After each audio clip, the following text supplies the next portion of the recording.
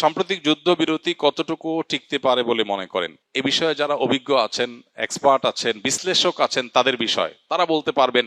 যারা এই জাতীয় বিষয়গুলোকে অ্যানালাইসিস করে থাকেন, সে সমস্ত গবেষকদের, বিশ্লেষকদের কাজ। ভূ রাজনীতি যারা বুঝেন, চলমান পরিবেশ পরিস্থিতি সম্পর্কে যারা অনেক বেশি ওয়াকিফাল, তারা ভালো করে এগুলো ব্যাখ্যা করতে পারবেন। তবে ইমানদার হিসাবে আমরা আল্লাহ তাআলার কাছে সবসময় যুদ্ধ বন্ধের কামনা করব।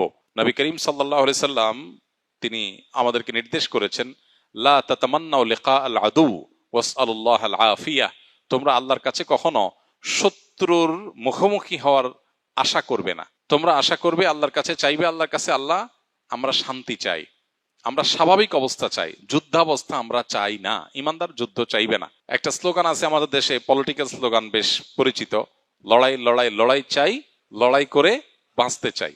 এই যে লড়াই চাই না, নবী সাল্লাল্লাহু আলাইহি ওয়াসাল্লাম এই হাদিস বলতেছে লড়াই চাওয়া যাবে না। লড়াই লড়াই লড়াই চাই না, বরং আল্লাহর কাছে স্বাভাবিক অবস্থা চাইতে হবে, কামনা করতে হবে। হ্যাঁ, এর সাথে কোনো সংঘর্ষ নাই ওই হাদিসে, যে হাদিসে ইমানদারকে শাহাদাতের তামান্না লালন করতে বলা হয়েছে।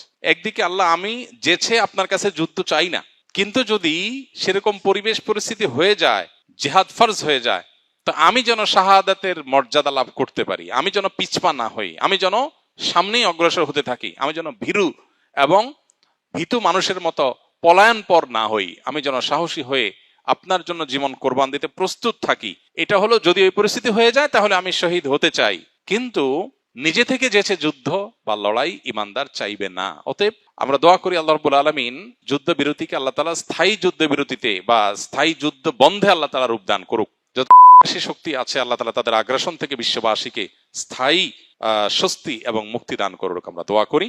এবং সেই সাথে নবী সাল্লাল্লাহু আলাইহি ওয়াসাল্লামের সেই নির্দেশনা মোতাবেক আমরা লড়াই নয় বরং স্বাভাবিক অবস্থা আল্লাহর কাছে চাইবো, কিন্তু লড়াই আবার বাস্তবতা বিদায় সেটা মাথায় রেখে যদি কখনো আমাকে জীবন বাজি রাখতে হয়, আমি সেটার জন্য প্রস্তুতি গ্রহণ করব, ইচ্ছা পোষণ করব, স্বপ্ন লালন করব, সেটা আমাকে করতেই হবে। যে মুসলমান, যদি আল্লাহর প্রতি আমার ঈমান ঠিকই থাকে, তাহলে আমাকে তামান্না শাহাদাতেরই লালন করতে হবে। কারণ আখিরাতে শর্টকাট ওয়েতে আপার ক্লাসে যাওয়ার রাস্তা হলো শাহাদাত।